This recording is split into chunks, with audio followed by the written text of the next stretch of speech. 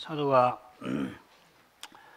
세 번째 방문을 염두에 두면서 고린도후서를 기록하고 있는데, 서신 처음에 두 번째 방문 이전에 약속했다가 변경한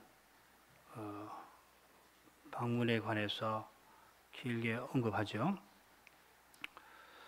사도가 이 사실을 서신 처음에 길게 언급하는 것은 고린도 교회가 사도를 의심하는 사실 때문이고, 교회에 의심하는 마음을 돌이키려고 서신을 쓴 것은 결국 사도가 전하는 복음을 듣게 하려는 것입니다. 사도가 전하는 그 복음을 듣지 아니하면 고린도 교회가 여러 문제 앞에 결국 넘어지지 않을 수 없습니다. 교회는 회개할 것 없는 의인들이 아니라 연약한 죄인들로 이루어져 있는 까닭에 늘 문제들이 생깁니다. 좀 더 정확하게 표현한다면 문제들이 생겨나는 게 없다가 생겨나는 것이 아니라 우리 각자가 문제들로 있는 겁니다. 우리 안에 있는 죄의 심연이 문제 중에 문제입니다. 문제의 근원입니다. 이 지독한 문제는 하나님의 은혜로만 해결됩니다. 은혜의 방도인 하나님 말씀이 순수하게 전해지고 순전하게 받아들여지는 일이 있어야 교회가 거룩한 모습을 잃지 아니하고 힘을 얻어 거룩한 사명을 행할 수가 있습니다. 그런 까닭에 사도가 고린도 방문 계획을 변경했다고 고린도 교회로부터 모욕적인 말들을 들었습니다마는, 그렇다고 해서 그저 자기가 그렇게 하지 않을 수 없었던 변명들을 늘어놓지 않습니다. 오히려 자기가 고린도를 방문하려 했던 본래 그 순수한 목적을 밝히고 1장 15, 16절이죠. 하나님의 신실하심 위에서 고린도 교회를 방문하려 했던 그 심정을 이어서 말하고 18절 그리고 19, 20절에서는 자기가 고린도에서 전한 그 복음이 하나님의 신실하심에 관한 것이었음을 설명하고는, 그리고 21절, 22절에서 자기가 그리스도를 전할 때 그리스도처럼 고린도 교회를 위하여 산다 하고서 고백하였습니다. 예수님이 우리 없이 사시지 않으니 사도도 고린도 교회의 참된 유익을 위하여 그 힘든 선교 여행 마친 후에 두 번이나 방문하려 했습니다. 두 번 방문해서 그리스도를 전하는 것 외에 사도가 바라는 것이 없는데, 그 전하려고 하는 신실하신 그리스도를 조금이라도 욕되게 하는 그런 일을 생각할 수가 없는 것입니다. 교회의 유익을 위하여 그리스도를 전하는 일이 오직 하나님 은혜로만 되는 줄을 고백하던 사도는 신실하신 하나님을 의지하여 신실하게 살고자 했습니다. 고린도전서 15장 9절 10절에 보면 사도의 그 고백이 나오죠. 나의 나된 것은 나와 함께 하신 하나님의 은혜로라.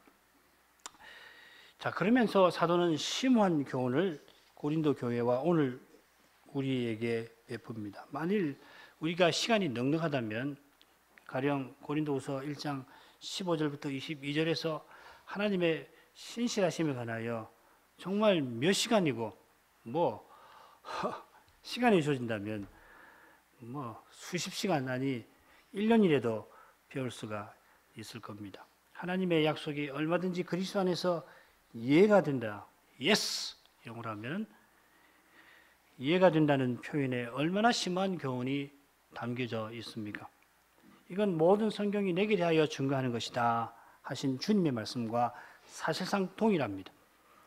이 말씀이 있는 까닭에 우리가 구약 성경을 부지런히 상고하는 것입니다. 여러분, 시편에서 그리스도를 보는 것이 그렇게 쉬운 일이 아니라는 걸 이미 잘 알고 계실 겁니다. 모든 시편이 그리스도의 기도요 찬송이라고 우리가 고백합니다마는 어떻게 그러한가? 여전히 우리는 겸손히 듣는 태도를 취하지 않을 수 없습니다. 장차 예수님을 우리 얼굴로 배울 때에는 지금 우리가 얼마나 부분적으로 아는지 환히 알게 될 겁니다. 이것은 지금 우리의 사랑이 얼마나 부족한지를 고백하는 것과 똑같습니다. 요컨대 사도가 고린도 교회의 현실을 다루면서 구원의 심오한 교훈을 베풀고 있는 겁니다. 구원의 교훈이 전해지는 현실은 죄와 사망의 현실입니다. 그렇지 않다면 구원의 교훈이 필요치 않을 겁니다. 사도의 서신은 그때도 지금도 문제의 현실을 향한 주님의 계시입니다. 죄와 사망이라고 하는 이 어려운 현실에서 기도하는 우리에게 내려주시는 주님의 해답입니다. 사도의 서신에서 복음 강설이 순수하게 전파되고 받아들여진다는 것은 그저 거기서 교리적 명제를 배우고 그 명제들을 체계화해서 외우는 것이 아니라 죄의 현실이라고 하는 이 깊은 데서 죄로 말미암은 이 사망의 현실에서 건져 주시는 주님의 구원을 바라고 마침내 맛보는 것입니다. 사도의 서신만 아니라 어떤 성경 본문도 죄와 사망의 현실에 처한 우리를 구원하시는 하나님의 구원의 말씀입니다. 말씀은 듣는 것입니다. 말씀을 듣는 현실은 그 말씀이 절실한 현실입니다. 말씀만 유일한 해답인 현실입니다. 말씀하시는 하나님만 기다릴 수밖에 없는 현실입니다. 사람이 뭘 할 수 있는 현실이 아닙니다. 인생이 이처럼 가난하고 연약한 것을 깨닫는 교회와 신자에게 구원의 말씀이 들릴 겁니다. 지난 시간 미처 살피지 못한 21, 22절을 마저 생각하는 것이 좋을 것 같습니다. 21, 22절 다시 읽습니다. 우리를 너희와 함께 그리스도 안에서 경고케 하시고 우리에게 기름을 부으신 이는 하나님이시니 저가 또한 우리에게 인치시고 보증으로 성신을 우리 마음에 주셨느니라. 여기 사도가 네 가지 중요한 사실을 들어서 자기가 고린도 방문을 계획할 때 어떤 심정이었고 태도였는지를 설명합니다. 먼저 우리를 너희와 함께 그리스도 안에서 경고케 하시고 우리에게 기름 부으신 사실을 말하는데 요지는 뭐냐면 하나님이 바울 선생을 교회를 위한 사도로 세우셨다 하는 설명입니다. 조금 번역을 고쳐봤습니다. 우리를 너희와 함께 그리스도, 기름 부음 받으신 자죠. 그리스도에게로 세우사 우리에게 기름 부으신 분은 하나님이시라. 번역이 조금 어색합니다만 사도가 그저 그리스도 안에서 일어난 일을 말하기보다 그리스도에게로 자라가는 일을 말합니다. 에베소서 4장 13절 그 유명한 말씀 잘 알고 계실 겁니다. 제가 천천히 읽어드리겠습니다. 우리가 다 하나님의 아들을 믿는 것과 아는 일에 하나가 되어 온전한 사람을 이루어 이 같은 말입니다. 그리스도의 장성한 분량이 충만한 데까지 이르리니 똑같은 표현이 두 군데 나왔습니다. 그리스도에게로라고 번역한 그 표현이 여기서는 이룬다, 이른다 동사로 번역되었습니다. 이게 원래 전치사인데 요점만 말씀드리면 사도는 자기가 너희와 함께 그리스도에게 이르는 사람이라 하는 것입니다. 사도는 교회의 터입니다만 터가 중요한 게 아니라 교회의 터임을 강조합니다. 교회의 터입니다만 교회와 근본적으로 다른 무엇이 아니라 교회를 이루는 다른 성도들과 마찬가지로 사도도 교회의 일부입니다. 에베소 4장 13절을 인용했는데 바로 위에 보시면은 말씀 전하는 직분을 선물로 주신 일을 말하면서 그 목적이 성도를 온전케 하여 모든 성도가 자기와 같이 말씀 전하는 직분자와 똑같이 봉사해서 함께 교회를 세워 나가려 함이라 하였습니다. 마찬가지로 바로 밑에 15, 16절을 보면 같은 진리를 마디와 지체들의 관계로 설명합니다. 마디 중요하긴 합니다. 그러나 마디 역시 몸의 일부입니다. 여기 마디는 말씀 전하는 직분자를 가리키는데요. 마디가 독특할 수는 있습니다만은 몸의 지체입니다. 다른 지체 없이 마디만 있다면, 그처럼 마디만 없이 다른 지체만 있다면 그건 이상한 몸이에요. 몸으로 설 수가 없습니다. 직분자는 주님처럼 교회를 위해서 존재합니다. 주님이 그러하시다면 몸의 지체는 다른 지체를 위하여 존재합니다. 우리는 그리스도 안에서 너를 위하여 있습니다. 우리는 주님이 교회로 계시니까 우리도 주님 안에서 서로를 위하여 있습니다. 주님이 교회로 계시는 것은 우리가 함께 주님에게로 자라가게 하심입니다. 여기에 주님의 거룩한 사랑이 나타납니다. 그 사랑의 직분의 핵심이 있습니다. 오직 사랑 안에서 교회가 주님에게로 자라갑니다. 이게 15, 16절 처음 그리고 마지막에 나오는 표현이라고 말씀을 드렸습니다. 그리스도 곧 기름 부음 받은 자를 우리의 목표로 세우신 하나님이 사도를 기름 부으셨습니다. 여기 기름 부음은 직분에 세우신 것을 가리킵니다. 직분은 그 직분자 그리스도의 직분입니다. 그 직분자 예수님이 우리를 위해서 계시는 까닭에 우리도 하나님과 이웃을 위하여 살도록 직분을 세워주십니다. 직분은 그 직분자 그리스도처럼 하나님을 사랑하고 이웃을 섬깁니다. 사도는 자기의 직무를 가리켜서 섬김이라 봉사라는 말이죠. 헬라어 아마 몇 번 들어보셨을 겁니다. 디아코니아라는 말입니다. 이 섬김이라고 하는 것, 봉사라고 하는 것은 뭐냐면 주님이 우리를 섬기시는 것처럼 활동하고 사는 것을 가리킵니다. 마가복음 10장 45절 읽어보시기 바랍니다. 주님이 못난 우리를 사랑으로 대하시는 것처럼 그렇게 형제를 대하는 것이 직분의 핵심입니다. 주님이 우리를 사랑하셔서 말씀하시고 다스리시고 교제하시니 목사, 장로, 집사는 형제와 이웃에게 그리스도의 말씀과 다스림과 그리고 교제를 나타내야 합니다. 그 길이 뭡니까? 그리스도의 생명을 직분해서 살아내는 겁니다.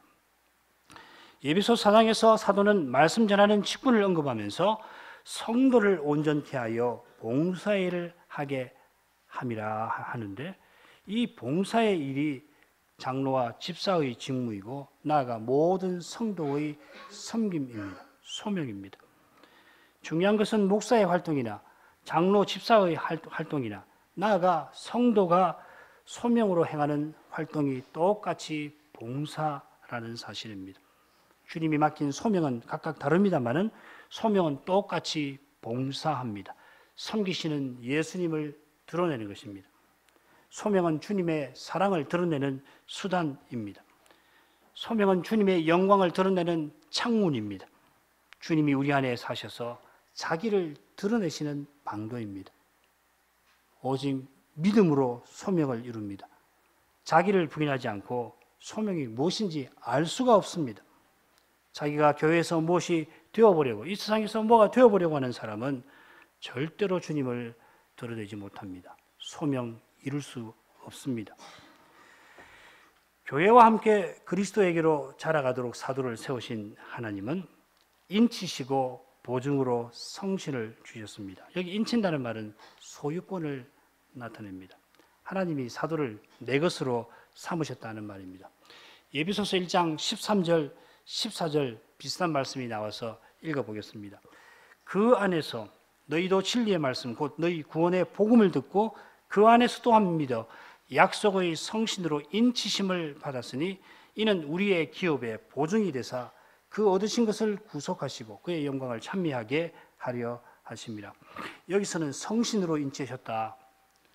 고린도후서에서는 인치시고 성신을 보증으로 주셨다 했는데 전하는 경우는 매우 비슷합니다.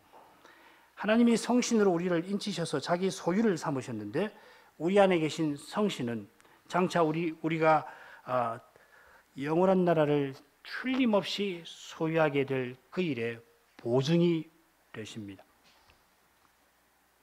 구약에서 늘 교훈하듯이 우리가 하나님의 기업이고 하나님이 우리의 기업이 되십니다. 모세가 홍해를 건넌 다음에 하나님이 이스라엘을 가나안으로 인도하실 그 일을 노래하면서 가나안 언덕에 포도를 세워서 극상품 포도나무를 거기 심어 포도나무를 얻는 것이라. 하나님이 여호와께서 이스라엘을 가나안으로 들이시는 것은 포도원 세워서 포도나무 심고 포도에서 포도를 얻으시는 것이다 하였습니다. 이스라엘은 농부이신 하나님의 기업입니다. 그와 동시에 하나님은 레위인과 제사장의 기업이십니다. 이는 제사장이 가나안 땅에서 기업의 땅을 받지 않으니까 백성이 하나님께 11조로 드리는 것이나 헌물을 드릴 때 제사장과 레위인이 받는 것을 가리킵니다마는 백성이 기업의 땅에서 부지런히 소명을 이루듯이 제사장과 레위인이 성전에서 소명을 이룹니다.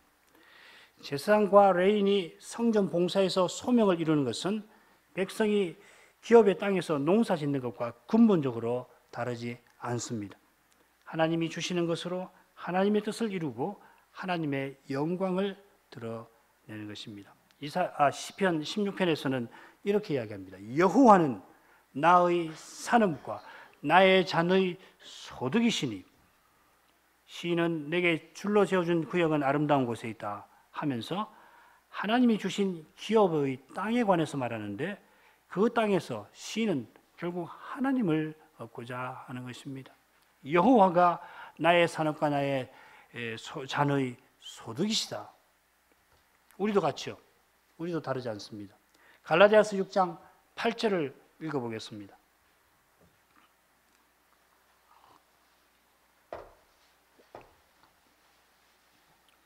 자기의 육체를 위하여 심는 자는 육체로부터 썩어진 것을 거두고 성신을 위하여 심는 자는 성신으로부터 영생을 거두리라. 지금 사도가 농사 짓는 일을 들어서 신자의 거룩한 삶과 그 결과에 대해서 교훈하는데 여기 보시면 성신으로부터 영생을 거둔다 합니다. 영생은 농사를 지은 결과 수확이 추수일 거고, 자, 성신으로부터 뭘 가리킬까요? 농사 짓는 일이라는 관점에서 성신은 무엇일까요? 농사 짓는 땅입니다. 그런 점에서 성신을 위하여 심는다는 표현은 성신에 심는다고 번역할 수 있고 그래야 자연스럽습니다. 하나님이 성신을 주셔서 우리가 성신으로 살고 영원한 생명에 나아가야 합니다. 우리가 무슨 일을 하든지 우리의 기업은 성신이십니다. 하나님은 성신을 주셔서 우리에게서 원하시는 열매를 얻습니다. 우리가 하나님의 기업이고 하나님이 우리의 기업이십니다. 하나님 하시고자 하시는 일이 너무도 신비해서 어질어질할 지경입니다. 계시의 빛에 이끌리지 않으면 필시 길을 잃고 말 것입니다. 사도의 말씀에서 아주 조금 살핀 이 정도로도 하나님이 그리스도를 주시고 부활하신 예수님이 성신을 주신 일이 얼마나 높고 거룩한지 우리가 그저 겸손히 고백하지 않을 수 없습니다. 사도가 고린도후서 1장 22절에서 이런 교훈을 베푼 의중이 무엇인가 짐작할 수 있습니다. 하나님이 우리를 인치시고 우리 마음에 성신을 주신 바로 그 거룩한 사실 앞에서 교회 여러분, 하나님이 하신 일이 이렇다면 우리가 어떻게 살아야겠습니까? 사도가 이렇게 말하는 것 같아요. 우리를 인친다고 그러셨습니다. 사도는 이렇게 말하는 것 같아요. 계속 그 복음을 전하는 제가 어떻게 여러분을 대했겠습니까? 육체의 지혜를 쫓아 자기의 사사로운 이익을 추구하려고 말이나 바꾸는 그런 일이 제게나 여러분에게나 가당키나 합니까? 아무것도 아닌 우리에게 베푸신 은혜가 이렇게 크고 이런 은혜를 베풀어서 우리를 통하여 이루려 하시는 일이 이렇게 거룩한데, 그렇다면 여러분, 우리가 어떤 심정이 되어야 하겠습니까? 22절에서 사도는 마치 이렇게 웅변하는 것 같습니다. 우리 스스로야 연약하니까 자기도 모르는 사이에 자기 생각에 빠지고 자기 욕심에 휘둘리지 않을 수가 없습니다. 누구든지 예외 없습니다. 뭐 이런 경험 하더라도 나 같은 것이 있을까? 너무 좌절하지 마시길 바랍니다. 똑같습니다, 사람은. 구약의 위대한 인물 똑같잖아요. 그러나 하나님 말씀 앞에 설 때 우리 마음 저 깊이까지 그 거룩한 빛에 다 드러나서 정말 부끄럽기 그지 없습니다마는 그런 우리를 향하여서 하나님의 사랑은 얼마나 따뜻하게 우리의 마음을 감싸 주십니까? 형편없는 우리를 통해서 주님이 얼마나 놀라운 일을 이루리 하시는가 깨닫게 될 때 우리의 마음이 참으로 겸손하고 순결해지는 것입니다. 나 같은 게 뭐라고 이런 날을 통해서 주님이 그런 일을 행하려 하시는 것입니까? 고백하지 않을 수 없습니다. 사람을 봐야 소망 아무것도 없습니다. 사람이 저질러 놓은 거 아무리 뜯어봐도 그거 뜯고 분해해봐도 거기서 해답이 나오는 게 아닙니다. 좌절만 깊어질 뿐입니다. 겸손히 그런 인생과 함께 해주시는 주님을 바라보아야 합니다. 사람의 생각을 접어버리고 그분의 말씀을 들어야 합니다. 말씀하시는 그분이 말씀하신 대로 다 이루실 것입니다. 그분이 우리 안에 사셔서 우리를 통하여 주님의 사랑을 드러내실 것입니다. 거기에 우리의 소망이 있습니다. 우리의 기쁨이 거기서 나옵니다. 인간의 근원적인 연약함에 실수와 실패와 부족해 우리가 눈물을 흘리지 않을 수 없습니다마는 우리가 겸손히 흘리는 그 눈물은 하늘의 기쁨을 비출 것입니다. 소망의 빛이 우리의 절망으로 더욱 아름답게 나타날 것입니다. 주님을 보십시오.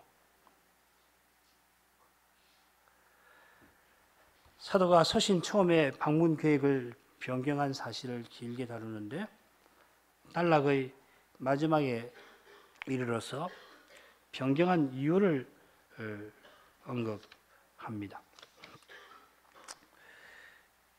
1장 23절부터 2장 4절까지는 고린도에 가지 않은 이유를 설명하는데 너희를 향하여 넘치는 사랑이 있어서 그렇게 했다는 거고 그 다음에 2장 5절부터 11절까지는 특별히 권징받은 사람을 용서하라고 권합니다. 그리고 2장 12, 13절에 드로아에서 전도할 기회가 있어도 이 마게도냐로 같은 일을 이야기를 합니다. 사도는 여기서 약속대로 고린도를 방문하지 아니한 이유를 설명하고 있습니다. 23절에 보면 다시 고린도에 가지 아니한 것은 너희를 아끼려 함이라 했고 2장 1절에도 내가 다시 근심으로 너희에게 나아가지 않기로 결단하였다 합니다. 약속대로 고린도를 방문하게 되면 문제가 해결되는 게 아니라 오히려 근심이 생길 것이라 판단했고 그래서 가지 아니한 것이다 합니다. 그렇게 판단한 중요한 이유가 이미 알고 계시겠지만은 두 번째 급한 방문과 관련되어 있습니다. 사도가 급히 방문을 했습니다마는 그 결과는 큰 환난과 애통뿐이었습니다. 그러나 교회를 사랑하는 마음으로 쓰라린 편지를 썼다 하고서 이어서 이야기를 하죠.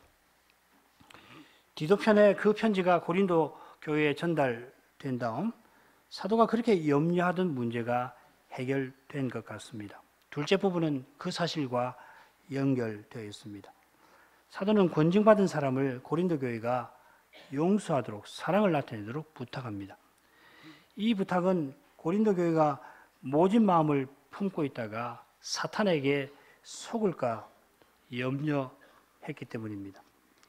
우리가 이 부분에서 깊이 이 부분을 살필 때 깊이 살필 수 있을 거고 아마도 좀 더 원만한 해답은 고린도후서를 다 살핀 후에야 얻을 것 같습니다. 사도가 세 번째 고린도 방문을 염두에 두고 이런 교훈을 베풉니다. 그런데 셋째 부분은 어떻습니까? 시간 순서로 봐서는 조금 어색하잖아요. 시간 순서로는 둘째 부분보다 이전에 있었던 일입니다. 고린도후서 2장 4절에서 사도가 예배소에서 급히 고린도를 방문했다가 쫓겨나다시피 돌아와서 스라림 편지를 써가지고 디도편에 보냈지요. 그 어간에 3차 선교 여행은 마쳤는데 사도가 디도를 만나려고 드로아로 갔다가 마게도냐로 갔다는 겁니다. 심지어 드로아에서 복음 전할 기회가 활짝 열렸는데도 그런 드로아를 뒤로 하고 마게도냐로 갔습니다. 시간으로 좀 안 맞는데 이 단락 끝에서 이 점을 사도가 언급하는 의중은 분명합니다. 첫째 부분의 처음과 마지막 고린도 후서 1장 23, 2장 4절에서 밝힌 대로 고린도 교회를 향한 그 사랑에 이끌려서 사도가 복음을 전할 수 있는 좋은 기회에도 불구하고 마게도냐로 갔던 것입니다. 그만큼 고린도 교회의 문제를 염려했고 주님의 해답을 간절히 바랐던 것입니다. 사도가 이 단락에서 방문 약속을 어긴 이유를 언급하는데 그 이유를 한마디로 요약한다면 고린도 교회를 향한 사랑입니다. 사도가 주님이 주신 사명을 이루려고 지금 선교 여행을 쭉 다니는 중인데 처음 고린도를 방문해서 복음 전했던 것도 이 거룩한 사랑에 이끌렸던 것이고 지금 고린도 교회의 문제를 염려하는 것도 마찬가지입니다. 이 거룩한 사랑이 사도가 전하는 복음의 핵심이고 사도의 복음을 깨달은 교회와 신자에게 이 사랑이 나타나야 할 것입니다. 이 거룩한 사랑은 미움과 오해를 받는 현실과 붙어 있습니다. 죄의 심연에서 나오는 미움과 오해, 죽음의 슬픔과 고통을 안겨주는 이 죄의 문제를 주님이 해결하십니다. 그 방법이 바로 악을 선으로 바꾸는 것. 이것이 복음입니다. 자, 그러면 다시 본문으로 나아가겠는데 첫째 부분을 다시 셋으로 나눠보죠. 1장 23절, 24절 사도가 교회를 아껴서 고린도에 가지 않았다는 거고 2장 1절부터 3절에는 근심으로 나가지 않기로 결심했다는 거 2장 4절은 스라림 편지를 쓴 경위와 그 목적입니다. 1장 23, 24절 그리고 2장 4절에서 사도는 계획과 달리 고린도 방문을 취소한 목적을 주로 밝힙니다. 사도가 교회의 터이지만은 교인의 믿음을 주관하려 하지 않았고 오히려 그들의 기쁨을 돕는 태도로 고린도 교회를 아끼려고 방문을 취소했습니다. 똑같은 심정으로 급히 두 번째 고린도를 방문했다가 권정의 문제를 해결하지 못하고 돌아와서는 쓰라린 편지를 사랑의 심정으로 썼습니다. 이제 이 고린도 후서를 보낸 후에 세 번째로 고린도를 방문해야 합니다. 그 방문이 둘째 방문처럼 되지 않도록 사도는 마음에 굳은 결심을 하였습니다. 기쁨의 방문이 복음 안에서 은혜를 서로 나누는 그런 기쁨의 방문이 되게 하려 합니다. 짧은 단락입니다만은 사도가 섬세하게 편지를 써나갑니다. 신중에 신중을 거듭하면서 글을 써 나갈 정도로 사도가 세 번째 방문을 중요하게 생각하고 있습니다. 이 세 번째 방문이 제대로 이루어지지 않으면 고린도 교회의 문제만 악화되는 것이 아니라 이 방문에 이어서 사도가 행해야 할 매우 중차대한 사명에 큰 지장이 생길 겁니다. 거룩한 계시는 순풍에 돛단 것 같은 현실이 아니라 거친 바람과 바위 가운데 항해하는 그런 현실에서 주어집니다. 그런 현실이 사도가 세상을 떠나고 수천 년 지난 우리의 현실이기도 합니다. 우리의 현실만 아니라 무릇 천성을 향하여 나아가는 교회와 신자의 현실입니다. 히브리서 11장 그런 내용 아닙니까? 고난의 현실에 말씀이 주어집니다만 말씀이 실현되는 거기에 고난의 현실이 있습니다. 우리는 주님이 주신 십자가를 지고 주님을 따라갑니다. 주님이 앞서 들어가신 하늘의 영광은 주님과 함께 고난받는 그 사람에게, 그 교회에게 약속되어 있습니다. 고난 자체는 정말 미운 것입니다. 그러나 신자의 고난에 주님이 함께 하십니다. 주님이 장차 우리와 함께 영광에 이르시려고 지금은 우리와 함께 고난받으십니다. 시련 없는 현실이 교회와 신자에게 가장 큰 시험입니다. 23, 24절 읽겠습니다. 약속대로 고린도 방문하지 않은 이유를 드디어 밝힙니다. 내가 내 영혼을 두고 하나님을 불러 증거하시게 하노니 다시 고린도에 가지 아니한 것은 너희를 아끼려 함이라. 우리가 너희 믿음을 주관하려는 것이 아니요 오직 너희 기쁨을 돕는 자가 되려 함이니 이는 너희가 믿음에 섰습니다. 사도는 맹세의 방식으로 자신의 진심, 진실을 밝힙니다. 하나님을 정인 삼는데 내 영혼을 두고 삼습니다. 만일 자기가 거짓을 말한다면 재판장이신 하나님이 자기 목숨을 당장 거둬 가주실 것을 구하는 것입니다. 이처럼 맹세는 하나님의 이름을 불러서 엄중한 태도로 진실을 말하든지 틀림없이 약속을 이행할 것을 밝히는 것입니다. 신자가 늘 진실을 말해야 하는데 자기가 진실을 말한다는 것을 입증하기가 어려울 경우, 게다가 그 진실이 매우 중요한 사안과 관련될 경우에 교회 유익이든지 여러 사람의 유익과 직접 관련되어 있는 경우에 하나님께서 하나님의 이름을 불러서 맹세하라 하셨습니다. 그런데 사도는 하나님이 허락하신 법적 권리를 써서 지금 자기가 진실을 말한다, 그걸 드러내려고 하기보다는 그렇게라도 해서 교회의 불신하는 마음, 그 마음을 돌이켜보려고 합니다. 사도가 고린도를 다시 가지 아니한 것은 그 교회를 아낀 까닭입니다. 여기 아낀다는 표현은 세 번째 방문을 예고하는 고린도 후서 13장 2절에 나오는데 우리말 성경에는 용서한다 하는 말로 번역이 되어 있습니다. 이런 걸 보면 이 아낀다는 표현은 권징과 관련된 처벌이나 징계를 행하지 아니한다 하는 뜻이겠습니다. 너희를 아낀다 했는데 고린도 교회가 권징의 문제에 연루되어 있음을 암시하는 겁니다. 우리가 이미 여러 번 살핀 대로 사도가 서둘러 두 번째 방문한 결과를 보면 다시 사도가 방문할 경우에 권징을 피할 수가 없습니다. 그러나 권징받는 사람이 그 죄를 인정하지 아니하는 상태에서, 그리고 그 과정에서 다른 사람들도 이 사람과 동조하는 과정에서 동조하면서 사도를 대적하여 함께 권징을 받아야 하는 그런 상태에서, 그리고 고린도 교인들이 권징을 받아들이지 아니하는 상태에서 사도는 권징할 수가 없는 겁니다. 단지 법적인 옳고 그름을 따진다면 사도가 얼마든지 권징할 수가 있을 겁니다. 더욱이 지금 사도가 염두에 두는 그 권징이 고린도전서 5장에 기록된 경우라면 누가 아버지의 첩과 동침한 그 일을 어떻게 죄가 아니라고 주장하거나 그런 일 처벌하지 할 수 없다고 말하겠습니까? 사도가 이런 일은 이방인 중에도 없는 것이다 하였습니다. 그런데도 실로 놀랍긴 합니다만은 그 일을 행한 사람은 자기가 이미 부활을 경험한 까닭에 그 문제되지 않는다고 주장을 했던 것 같고, 많은 고린도 교인들이 그런 생각을 같이 품고 있어서 이 사람을 권징하기는커녕 오히려 마음이 교만해져 있습니다.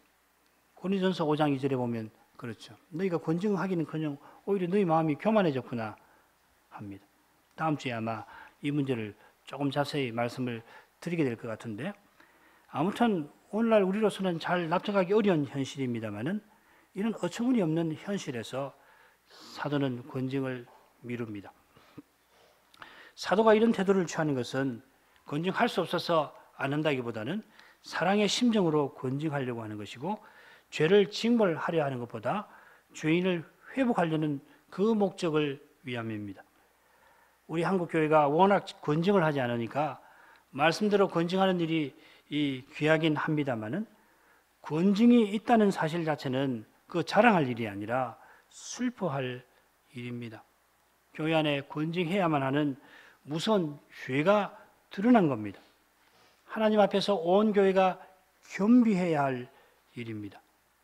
사람이 무슨 수로 죄의 문제를 해결합니까? 주님이 거룩한 사랑으로 죄의 문제를 해결해 주십니다. 그런 까닭에 치리애가 권징을 행할 때 주님을 본받아서 온유한 심령으로 바로잡을 것이고, 동시에 자신 안에 똑같이 죄의 시민이 있음을 알고 자기를 돌아보아 시험을 받을까 두려워하는 겸손의 태도를 잃지 말아야 하는 것입니다. 사도가 교회의 최고 치리기관으로서 어떤 태도를 취하는지 24절에 잘 나옵니다. 우리가 너희 믿음을 주관하려는 것이 아니요. 이 주관한다는 말이 다스린다, 치리한다는 뜻이죠. 지금 사도가 고린도 교회를 향한 사랑을 품고 그들을 아끼려 하는 겁니다. 이 표현은 자기가 고린도 교회를 다스리도록 주님의 권위를 갖고 있음을 분명히 밝히는 겁니다. 그러나 직분의 권위는 주님의 권위이지 직분자 자신의 권위가 아닙니다. 오직 주님이 우리의 믿음을 주관하십니다. 주님만 우리를 믿게 하십니다. 주님만 우리를 소유하신 주인이십니다. 고린도서 1장 22절. 우리는 주님의 명령만 따릅니다. 주님의 말씀을 따릅니다.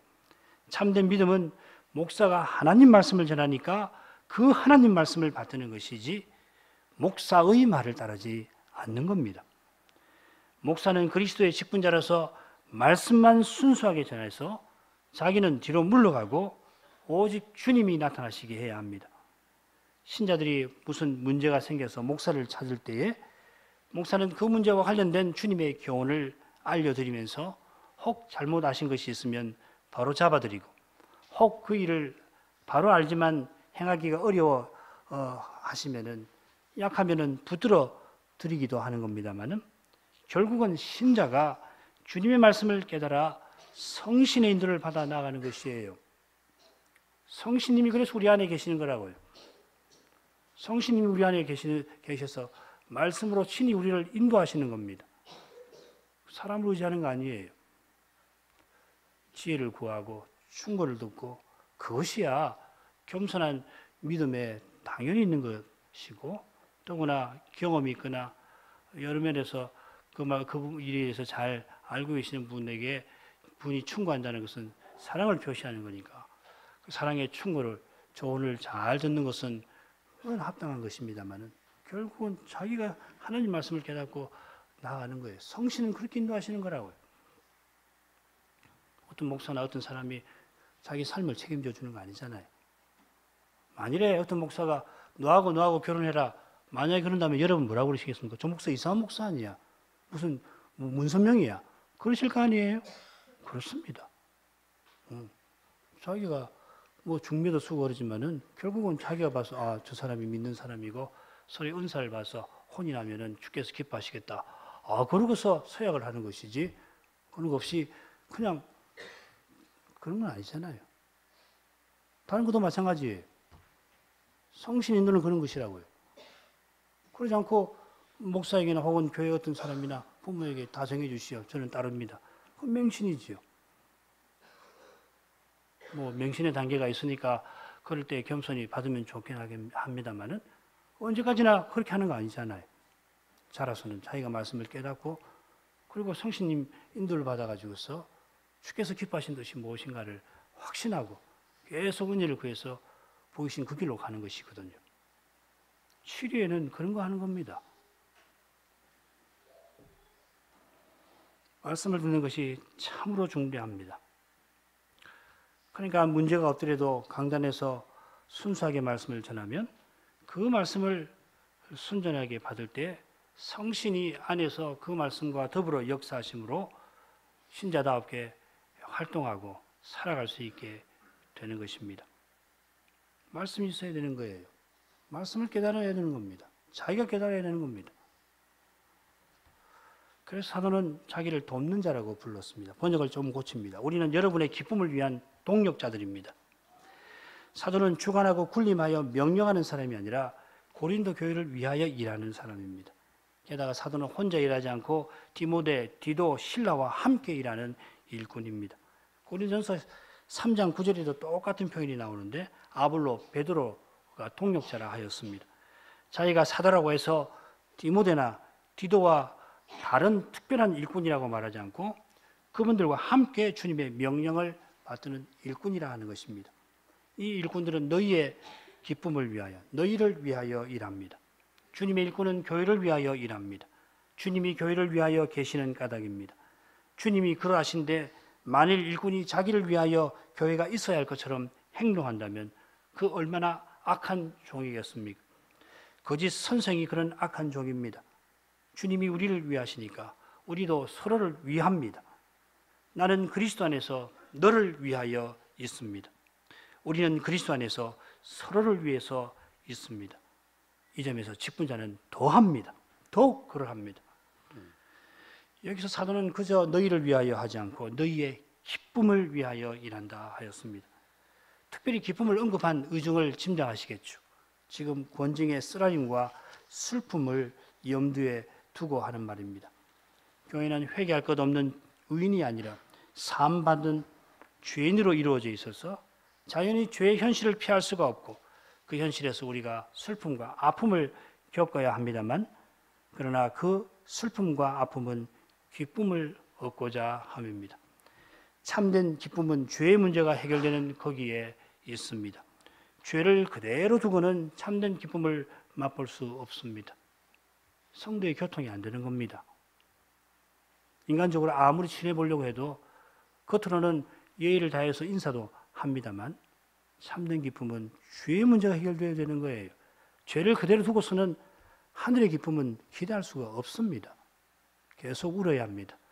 슬퍼해야 하고 또 고통 당해야 합니다. 죄의 문제가 해결되는 과정에서 우리가 울지 않을 수 없습니다만 우리의 눈물이 주님의 손에서 헛되지 않습니다. 게다가 틀림없이 주님은 우리를 웃게 하실 겁니다. 장차 우리는 순수한 기쁨에 감사할 겁니다.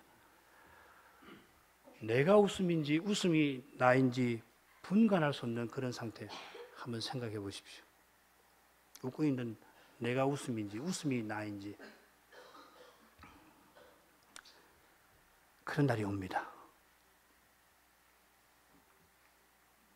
그러기 전에도 구름 사이로 반짝이는 밤하늘의 작은 별빛처럼 지금 우리의 슬픈 마음을 위로하시는 하늘의 기쁨이 주님에게서 임합니다. 왜 웃을 수 있습니다.